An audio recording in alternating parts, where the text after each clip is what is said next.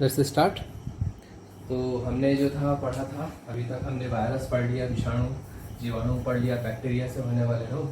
तो चलिए, तो जो रोग है ना, आपके प्री और मेंस दोनों में है, तो रोगों के हिसाब से हम जो टॉपिक पढ़ते जाते हैं, अब इसमें लास्ट फेज में जल्दी जल्दी से कंप्लीट करते हैं।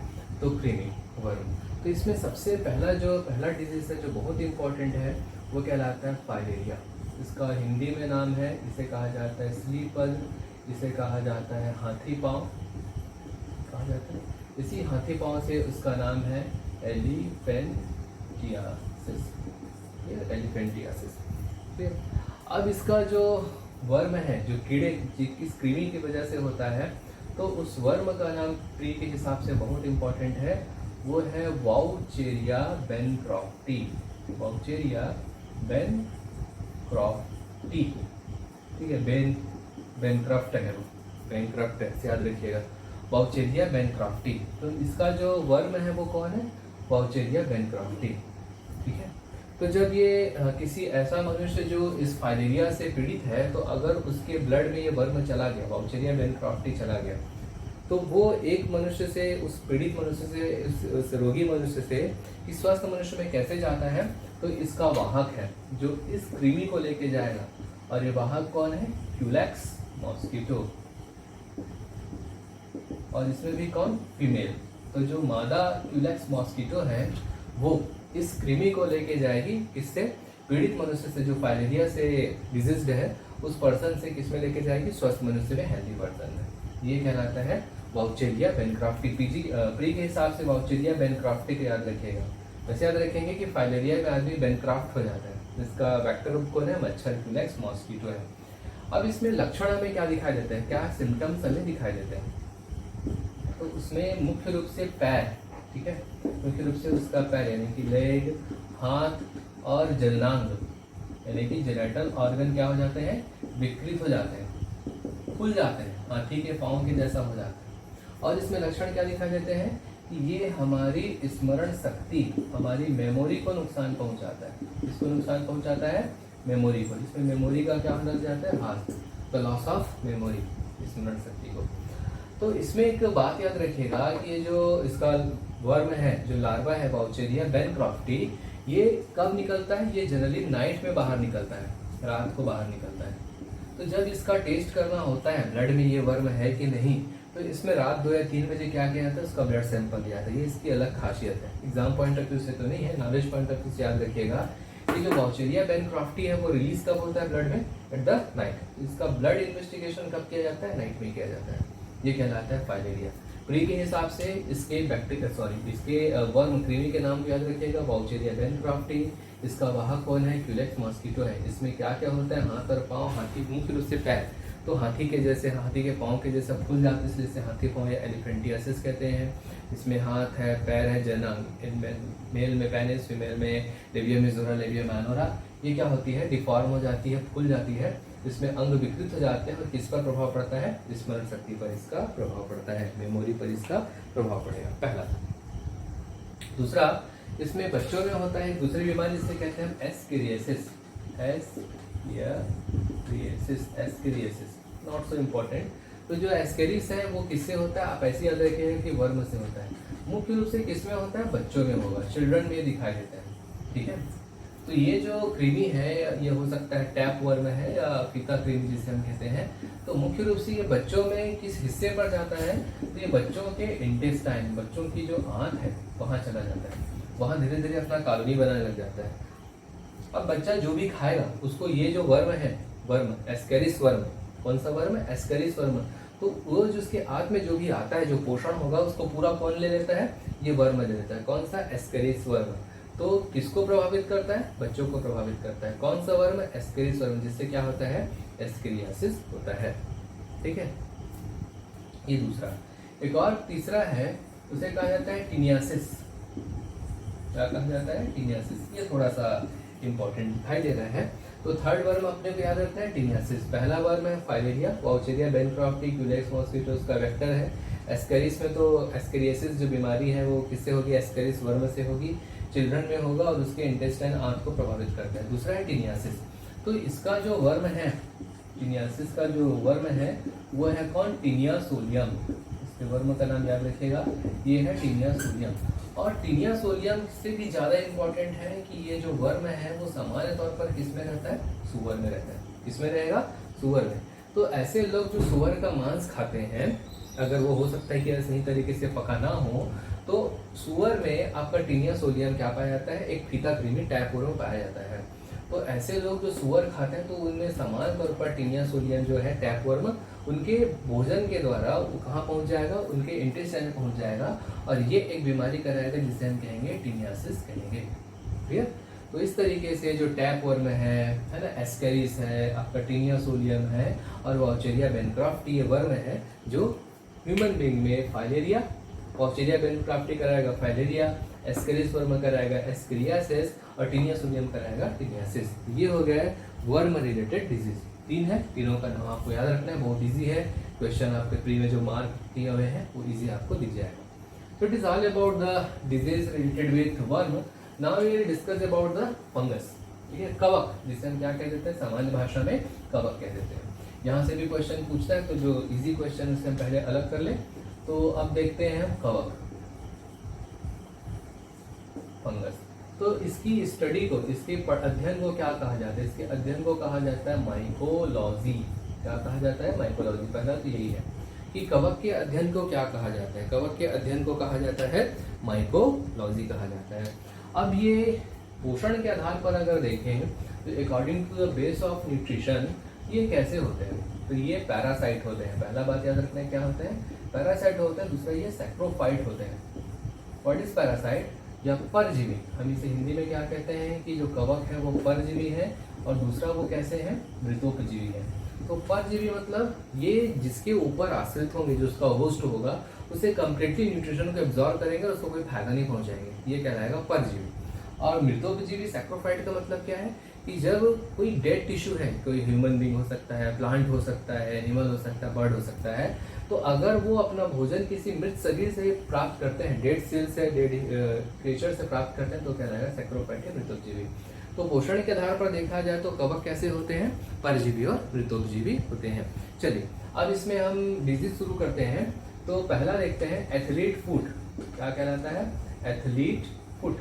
तो आप देखे हैं कि जो खिलाड़ी लंबे समय तक खेलते हैं तो वो शूज पहन के खेलते हैं और शूज पहनने की वजह से उनके पैर जो हैं वो गीले हो जाएंगे और गीले हो जाने के बाद उसमें नमी हो जाएगी पसीने की वजह से और वहाँ पर फंगस आपको इन्फेक्शन करने लग जाएगा। ठीक है, इसको छत्तीसगढ़ी में बोलते हैं केंदुआ खादिश।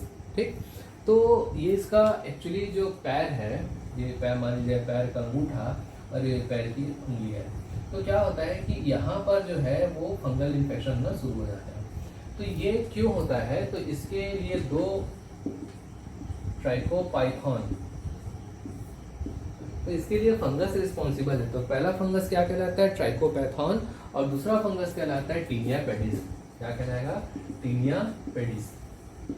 ट्राइकोपाइथॉन और टीनिया पेडिस ये सामान्य तौर पर किसमें होते हैं, सॉइल, इसमें होते हैं, मिट्टी में होते हैं। तो ये फंगस ग्रोथ करता है कहाँ पर, आपका मिट्टी में, ट्राइकोपैथॉन और टीनिया पेडिस।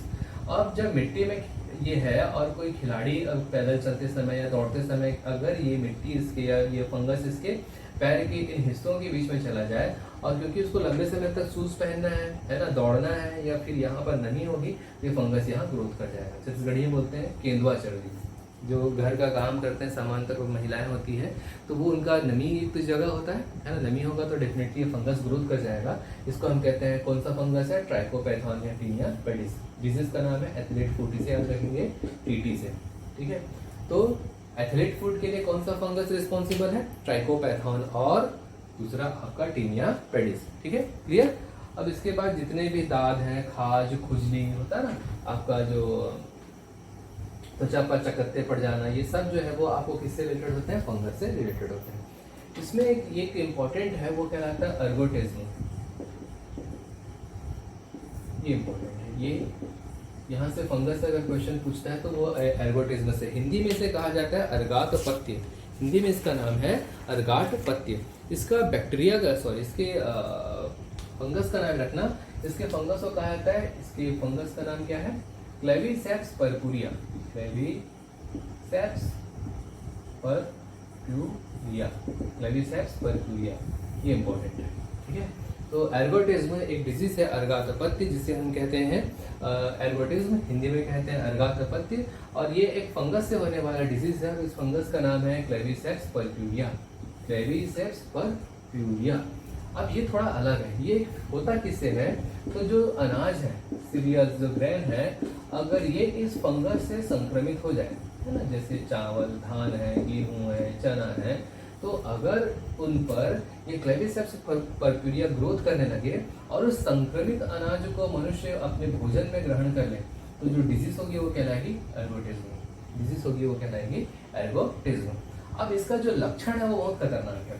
तो इसमें होने लगता है उल्टी, यानी कि कहेंगे वोमिटिंग, इसमें होने लग जाता है दस्त यानी कि लूज मोशन, है ना, और इसमें कन्वर्शन यानी कि झटके भी आने लग जाते हैं। ये खराब कंडीशन है, कन्वर्शन, झटके आने लग जाते हैं शरीर को, और अल्टीमेटली इससे मृत्यु यानी कि डेथ भी हो सकती है। तो एर्गोटिज्म इंपॉर्टेंट क्या है आपके प्री के लिए कि एर्गोटिज्म का कौन से रोग है, तो एर्गोटिज्म एक फंगल डिजीज है, फंगस कवक से होने वाला रोग है, और इसे कवक का नाम क्या है, क्लेविसेप्स पर्प्यूरिया। क्लेविसेप्स पर्प्यूरिया।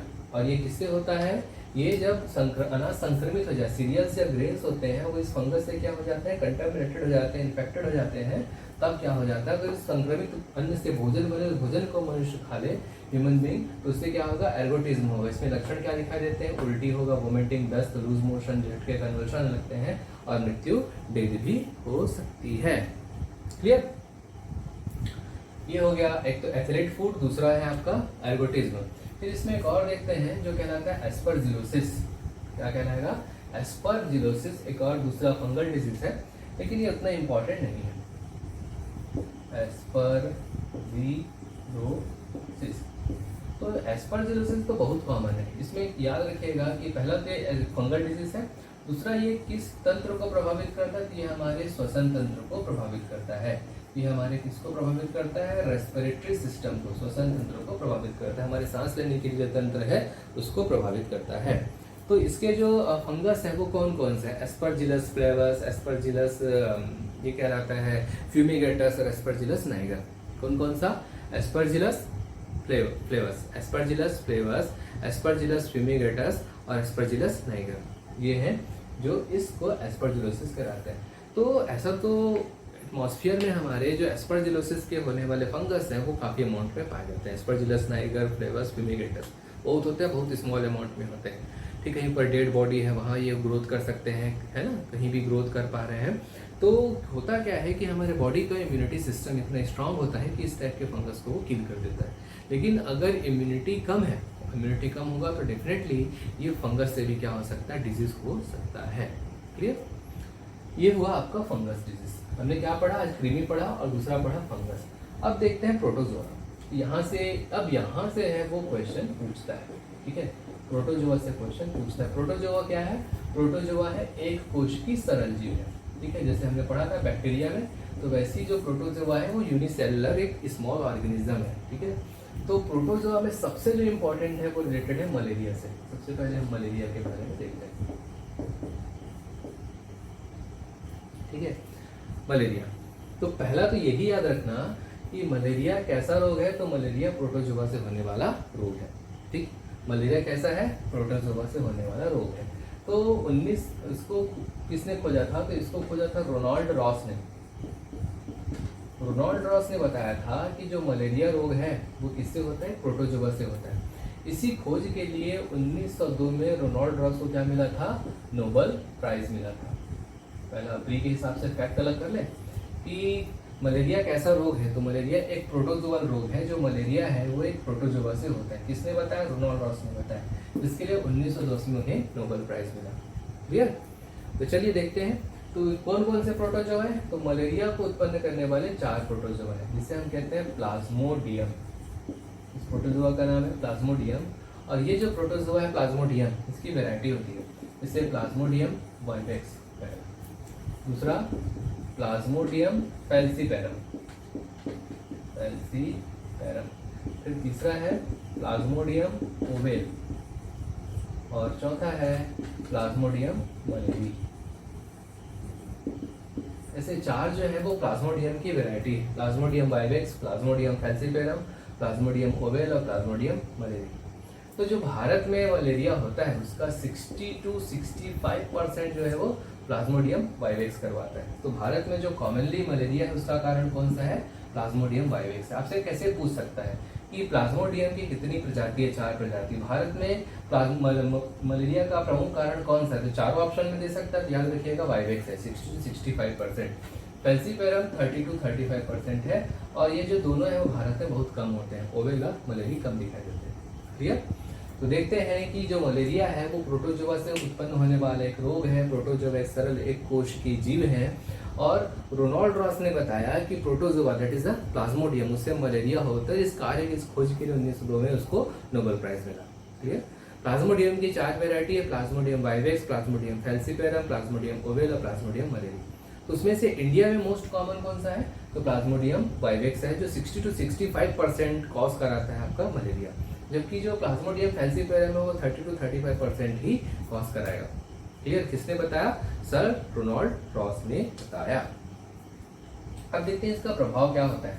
तो ये जो मलेरिया का प्रोटोजोआ है, तो ये आरबीसी, ठीक है, हम लोग के ब्लड में जो है वो सेल होता है, आरबीसी डब्ल्यूबीसी है ना, प्लेटलेट्स होते हैं। तो उसमें से एक आरबीसी है, लाल रक्त कणिका। तो ये जो प्रोटोजोआ है, मान लीजिए ये प्रोटोजोआ है, ये प्रोटोजोआ कहाँ आके रहता है? इसी लाल रक्त कणिका में रहता है। तो इसके क्या लक्षण दिखाई देंगे? तो इसमें ठंड कपकपी के साथ बुखार आता है, जिसको बोलते हैं fever with chills and rigor. इसमें तेज सिर दर्द होता है। अगर ये कहाँ रह रहा है? आरबीसी में रह रहा है, तो ये प्रोटोजोआ आरबीसी को तोड़ देगा, जिससे ब्लीडिंग भी हो सकती है। और सीरियस कंडीशन होती है तो इसका प्रभाव हमारे शरीर के महत्वपूर्ण अंग जैसे कि लीवर है, किडनी है, इन पर पड़ता है, और ये जो ऑर्गन है वो फेल हो जाता है, इसे कहते हैं मल्टीपल ऑर्गन फेलियर।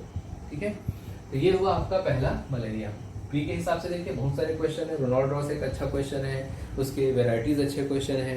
ठीक है, अब इसमें एक और छूट गया था पॉइंट, उसे याद रखिएगा, इसका वाहक कौन है, इसका वेक्टर कौन है। तो आप पढ़े होंगे बचपन में, इसका वेक्टर कौन है? फीमेल एनोफिलीज मच्छर, फीमेल एनोफिलीज मच्छर। मादा एनोफिलीज जो मॉस्किटो है, मच्छर है, वो ही क्या करता है? इस प्रोटोजोआ को एक संक्रमित मनुष्य से दूसरे स्वस्थ मनुष्य तक लेके जाएगा। कौन? Female anopheles mosquito. Plasmodium vivax, plasmodium falciparum, plasmodium ovale, plasmodium malaria. Clear? चलिए दूसरा देखते हैं इसका। अब काला आजार, जिसे कहते हैं लेशमीनिया। ये काला आजार हिंदी में नाम तो प्री में काला आजार के नाम से ही देता है कि काला आजार के लिए कारण कौन सा है। तो काला आजार हम हिंदी में कह देते हैं काला आजार, इंग्लिश में इसका नाम सही है, ये कहलाता है लेशमीनियासिस। तो पहला याद रखिएगा, आपको काला आजार या लेशमीनियासिस देगा तो कैसा है? प्रोटोजोअल डिजीज है। तो इसका प्रोटोजोआ कौन सा है? जिसका प्रोटोजोआ इसके इंग्लिश नाम से ही है, इसका प्रोटोजोआ है लेशमीनिया। इसका प्रोटोजोआ कौन है? लेशमीनिया। ये नहीं पूछने वाला प्रोटोजोआ, आपसे पूछे कि काला आजार कैसा रोग है, तो प्रोटोजोआ से उत्पन्न होने वाला रोग है। इसका इंपॉर्टेंट है वाहक, तो इसके वाहक को हिंदी में कहते हैं बालू मक्खी, और इंग्लिश में कहलाता है सैंड फ्लाई। ये इंपॉर्टेंट है प्री के हिसाब से, है ना, कि काला आजार या लेशमीनियासिस का वाहक कौन सा है? मक्खी। अभी तक हमने क्या पढ़ा? मच्छर पढ़ रहे थे हमने, फीमेल एनोफिलीज पढ़ा, क्यूलेक्स पढ़ा, है ना, एल्बोपिक्टस पढ़े थे। तो अब पहली बार एक मक्खी आई, तो उस मक्खी का नाम कहा गया बालू मक्खी या सैंड फ्लाई।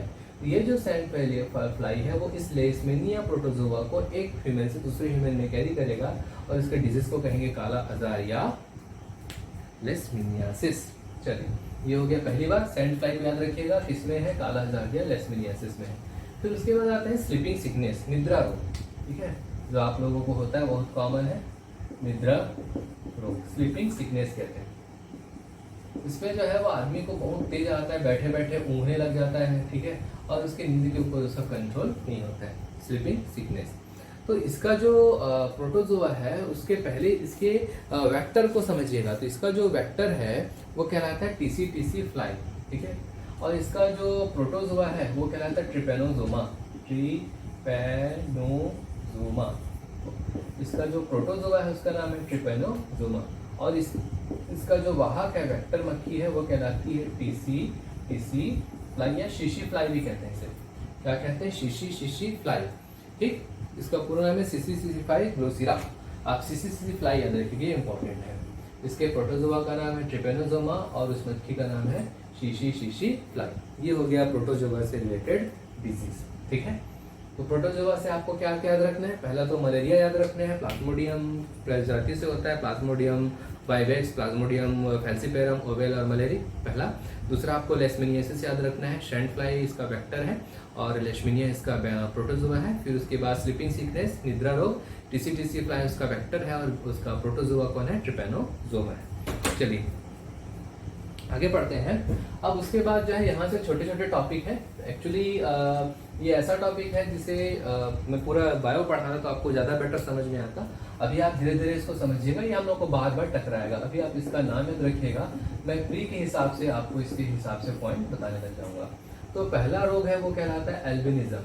एल्बिनिज्म आपको सीधा याद रखना है कि एल्बिनिज्म कैसा है? वंशागति रोग है। वंशागति मतलब एक पीढ़ी से दूसरी पीढ़ी में वो कैरी होने लग जाते हैं। अगर फादर को है तो बहुत ज़्यादा चांस है कि उसके बच्चे को होगा, उसकी बेटी को हो सकता है। तो जो हेरिडिटरी एक जनरेशन से दूसरे जनरेशन में कैरी करते हैं वो वंशागति या हेरिडिटरी डिजीज कहलाते हैं। जिसमें पहला है एल्बिनिज्म, हिंदी में कहते हैं रंजकहीनता। तो आपने देखा होगा कुछ लोगों को जो बहुत गोरे होते हैं, गोरा नहीं कह रहा हूँ, एकदम जो सफ़ेद होते हैं, तो मतलब उनका पूरा स्किन सफ़ेद होता है, बाल भूरे हो जाते हैं, आंखें आपको ब्लू दिखाई देंगी, है ना? तो वो कहलाता है एल्बिनिज्म। तो वो कैसे डिजीज है? एक वंशागतिक रोग है। ठीक है, इसमें पूरा शरीर आपको क्या दिखाई देगा? सफ़ेद दिखाई देता है, बाल भूरे होते हैं। ठीक, पहला एल्बिनिज्म। दूसरा कलर ब्लाइंडनेस, वर्णांधता। ये भी क्या है? हेरिडिटरी हेरिडिटरी डिजीज दिखाई देती है। क्या बोलते हैं इसे? आपको ये कहलाएगा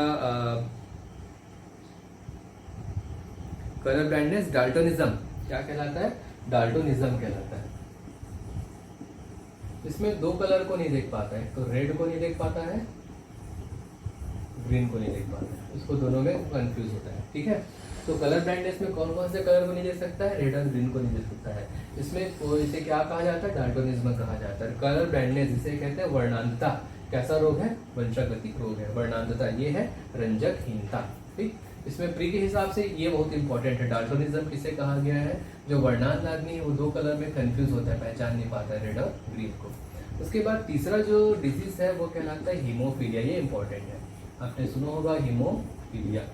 ठीक है, तो हीमोफीलिया में क्या होता है? ठीक, हीमोफीलिया में ब्लड का जो क्लॉटिंग फैक्टर है, ऐसा घटक जो ब्लड को क्लॉट बनाने में, रक्त का थक्का बनाने में इंपॉर्टेंट है, वो क्लॉटिंग फैक्टर इसमें नहीं होता है। ये इसमें ब्लड जो है वो क्लॉट नहीं हो पाता है, तो इसमें लगातार ब्लीडिंग होने लगेगा। तो ये जो था वो ब्रिटेन के जो फैमिली है, ब्रिटेन की जो शाही फैमिली है, ठीक है, जो रॉयल फैमिली है, उसमें ये हीमोफीलिया बहुत कॉमन है। इसमें हीमोफीलिया कॉमन दिखाई देता है। इसीलिए हीमोफीलिया को क्या कहा गया है? रॉयल डिजीज कहा गया है। शाही रोग किसे कहा गया है? ये एक प्री के लिए बहुत इंपॉर्टेंट क्वेश्चन है। जो राजा महाराजा को, शाही लोगों को होता है, तो शाही रोग किसे कहा गया है? शाह को होने वाला रोग शाही रोग नहीं, इसको कहा गया हीमोफीलिया को कहा गया प्री के हिसाब से। रॉयल डिजीज किसे कहा गया है? हीमोफीलिया को कहा गया। क्यों? क्योंकि ब्रिटेन के रॉयल फैमिली को, उसके शाही वंशज को होता है, इसलिए कहलाता है हीमोफीलिया एक शाही रोग है, रॉयल डिजीज। इसमें क्या होता है?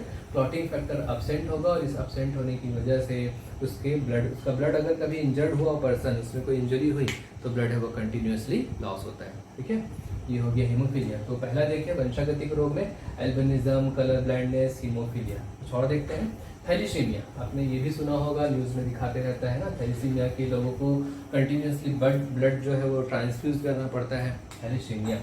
तो अब देखते हैं थैलीसीमिया। तो थैलीसीमिया भी क्या है? वंशागतिक रोग है। तो इसमें क्या होता है, समझिएगा कि थैलीसीमिया में हीमोग्लोबिन का सिंथेसिस नहीं हो पाता है। हीमोग्लोबिन का सिंथेसिस नहीं हो पाएगा। हीमोग्लोबिन बहुत जरूरी है। तो हीमोग्लोबिन हमारे शरीर में अलग अलग काम करता है। तो हीमोग्लोबिन जो है वो हमारे शरीर में ऑक्सीजन को एक सेल से दूसरे सेल तक लेके जाता है। तो हीमोग्लोबिन का लेवल क्या होता है? इसमें कम हो जाएगा, ये कहलाता है थैलीसीमिया। हीमोग्लोबिन का लेवल कम हो जाएगा तो सीवियर एनीमिया, अरक्तता या रक्ताल्पता कहते हैं, वो दिखाई देती है। तो ये कैसे रोग है? आपके वंशागतिक रोग है। तो क्या क्या देखे हमने देखा सबसे पहले देखा एक रंजकहीनता जिसे कहा एल्बिनिज्म, फिर हमने देखा हीमोफीलिया, फिर देखा हमने वर्णांधता, फिर हमने देखा थैलीसीमिया। वैसी एक कंडीशन होती है जिसे हम कहते हैं पेशी दुष्पोषण, मस्कुलर डिस्ट्रॉफी, तो ये भी जो है वो एक पीढ़ी से दूसरी पीढ़ी में जाने वाला रोग है, जिससे मसल्स जो है, मांसपेशियां वो सिकुड़ जाती है। क्लियर। इसके अलावा कुछ नाम आपको और मिलेगा, जैसे डाउन सिंड्रोम, ये सब जो है वो जेनेटिकल डिजीज है। हमारे बॉडी में जो है वो जीन्स होते हैं, जीन्स जो है वो एक पीढ़ी से दूसरी पीढ़ी तक कैरेक्टर्स को, लक्षणों को लेकर जाते हैं। तो अगर उस जीन्स में कोई एबनॉर्मलिटी आ जाए, जैसे down syndrome, Klinefelter syndrome, Turner syndrome, तो डेफिनेटली वो एक जीन से एक पीढ़ी से दूसरी पीढ़ी में आगे बढ़ने लग जाते हैं। तो down syndrome, Klinefelter syndrome, Turner syndrome, ये सभी कैसे कैसे रोग होते हैं? वंशागतिक रोग होते हैं, जो एक पीढ़ी से दूसरी पीढ़ी में जाने लग जाते हैं। तो ये हो गया एक और टॉपिक, वंशागतिक रोग। फिर हम आते हैं हीनताजन्य रोग। तो इस हीनताजन्य रोग में किसकी किसकी कमी होती है? तो कमी होने की वजह से होने वाले रोग कहलाते हैं हीनताजन्य रोग। ठीक है, देखते हैं सिंपल। तो जब बॉडी में हीमोग्लोबिन की कमी हो जाएगी तो वो कहलाता है एनीमिया। बॉडी में हीमोग्लोबिन के लेवल कम होने पर वो क्या कहलाएगा? एनीमिया कहलाएगा। दूसरा, जब हमारे बॉडी में आयोडीन की कमी हो जाती है तो वो क्या कहलाता है? घेंघा। घेंघा रोग, इंग्लिश नाम याद रखिएगा, उसे कहते हैं ग्वाइटर। ठीक है, क्या कहेंगे? ग्वाइटर कहेंगे। आयोडीन की कमी से क्या होता है? ग्वाइटर होगा दूसरा। ठीक है, उसके बाद तीसरा देखते हैं प्रोटीन। तो बच्चों में प्रोटीन की कमी होने से क्या होगा और कार्बोहाइड्रेट की कमी होने से क्या होगा? तो मरासमस और क्वाशियोरकर। तो क्या होगा? प्रोटीन की कमी होने से क्वाशियोरकर, ठीक है, और मरासमस, दोनों नाम याद रखिएगा, क्वाशियोरकर और मरासमस। इसमें कार्बोहाइड्रेट का लेवल कम होता है, बिल्ली जो होगा वो कार्बोहाइड्रेट का लेवल कम हुआ, लेकिन यहाँ तक नहीं लेता है, वो दोनों को प्रोटीन में ले लेता है। लेकिन आप याद रखिएगा कि प्रोटीन कमी होगी तो क्वाशियोरकर और कार्बोहाइड्रेट की कमी होगी तो मरासमस। देखिए, ये आपके लिए करंट के हिसाब से भी इम्पोर्टेंट है। अभी आप देखेंगे पोषण पुनर्वास केंद्र, हर हॉस्पिटल में पोषण पुनर्वास केंद्र से आंगनबाड़ी कार्यक्रम चलाया जाता है। वो क्यों चलाया जाता है? क्योंकि बच्चों में प्रोटीन और कार्बोहाइड्रेट की कमी होती है, तो वो कैसे हो जाएंगे? कुपोषित, माल नरिश्ड हो जाएंगे। तो उनको बचाने के लिए आंगनबाड़ी में उनको क्या किया जाता है? बैलेंस डाइट, पोषण जन्य आहार दिया जाता है। एनआरसी है ना, न्यूट्रिशनल रिहेबिलिटेशन सेंटर, पोषण पुनर्वास केंद्र राज्य सरकार भी चलाता है। वहाँ वो भोजन में प्रोटीन, कार्बोहाइड्रेट, विटामिन, मिनरल्स, इसकी मात्रा को संतुलित बनाते हुए बच्चों को आहार देते, ताकि उन्हें कुपोषण या माल न्यूट्रिशन ना हो। तो वो क्या कहलाएगा? प्रोटीन या की कमी से क्वाशियोरकर और कार्बोहाइड्रेट की कमी से मरासमस। उसके बाद देखते हैं स्कर्वी। स्कर्वी सी आया, तो ये किसकी कमी से होता है? विटामिन सी की कमी से। हम तो सब पढ़ेंगे, है ना, लेकिन अभी ऐसे याद रखेगा, स्कर्वी सी यानी कि विटामिन सी।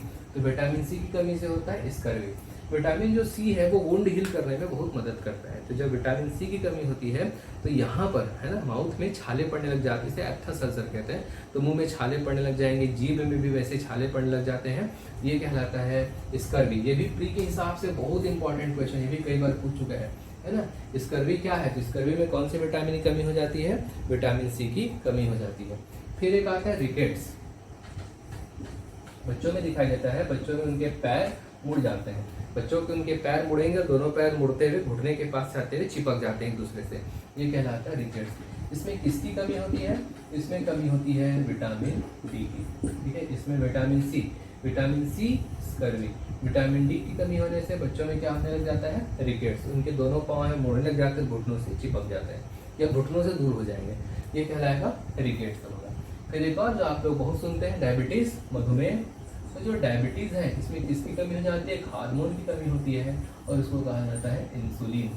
तो डायबिटीज में किसकी कमी होती है? हार्मोन की कमी होती है, जिसे हम कहते हैं इंसुलिन। एक्चुअली ये आपको बहुत सारा पढ़ना है, तो लेकिन अभी एग्जाम पॉइंट ऑफ व्यू से याद रखिएगा। तो हीमोग्लोबिन की कमी होने से एनीमिया, आयोडीन कमी होने से घेंघा, नहीं ग्वाइटर याद रखिएगा। प्रोटीन कमी से बच्चों में क्वाशियोरकर, और प्रोटीन और कार्बोहाइड्रेट दोनों कमी से मरासमस। विटामिन सी की कमी से स्कर्वी, विटामिन डी की कमी से रिकेट्स, और इंसुलिन हार्मोन की कमी से डायबिटीज। तो ये है हीनताजन्य रोग। ओके, डेफिशिएंसी डिसऑर्डर, किसी की डिफिशियंसी हो सकता है कि वो कोई न्यूट्रिशनल फैक्टर हो, है ना, वो हो सकता है कि ब्लड का कोई कंपोनेंट हो, तो उसकी कमी से होने वाले रोग क्या कहलाते हैं? डेफिशिएंसी कॉज्ड डिजीज कहलाते हैं। चलिए, अब इसमें कुछ छोटे छोटे टॉपिक और हैं जिसे हम पढ़ते हैं। इसमें देखते हैं कैंसर। तो कैंसर क्या है? जैसे कि ये कोई कोशिका है, ये कोई कोशिका है, सेल है। तो जब इस सेल का अनकंट्रोल्ड, एक्सेसिव और एबनॉर्मल ग्रोथ होने लग जाएगा, ये सामान्य से विकृत हो जाएगा और ये जो है वो अनियंत्रित इसमें वृद्धि होने लगेगी, ये कहलाता है कैंसर। ठीक है, तो कोई भी एक सामान्य कोशिका में अनियंत्रित ग्रोथ होने, अनियंत्रित वृद्धि होगी, अनकंट्रोल्ड है ना, एक्सेसिव एबनॉर्मल है ना ग्रोथ होगी, तो वो क्या कहलाती है आपका कैंसर। तो एक बार प्री में पूछा था कैंसर के सेल को क्या कहते हैं, तो कैंसर के सेल को कहा जाता है कार्सिनोजेनिक सेल। कार्सिनोजेनिक सेल या इसे कहते हैं ऑन्कोजेनिक सेल। ये प्री में पूछ चुका है कि जो कैंसर की कोशिकाएं होती है उन्हें क्या कहते हैं, कार्सिनोजेनिक सेल जो कार्सिनोमा यानी कैंसर में कन्वर्ट हो रहा है, या ऑन्कोजेनिक सेल कहलाता है पहला। अब मान लिया जाए ये किसी शरीर के एक हिस्से पर है, यहाँ एक हिस्से से बढ़ते बढ़ते ये शरीर के दूसरे हिस्से तक पहुंच गया, और इस हिस्से में जाकर भी इसकी जो कोशिकाएं हैं वो वृद्धि होने लग के उस कोशिकाओं को किसमें बदल दी, ऑन्कोजेनिक या कार्सिनोजेनिक सेल में बदल दी। यहाँ था, यहाँ से यहाँ पहुंच गया, तो इस प्रक्रिया को कहा जाता है मेटास्टेसिस। मेटास्टेसिस कहलाता है। ठीक है, क्या कहलाएगा, मेटास्टेसिस। अब रूपांतरण हिंदी में नाम है, लेकिन इंग्लिश नाम याद रखिएगा, मेटास्टेसिस कहलाता है। तो वो किसी भी शरीर की किसी भी अंग की किसी भी कोशिका में क्या हो सकता है, ऐसा हो सकता है। प्री के हिसाब से याद रखिएगा, जिसे हम कहते हैं ब्लड कैंसर, है ना, ब्लड कैंसर।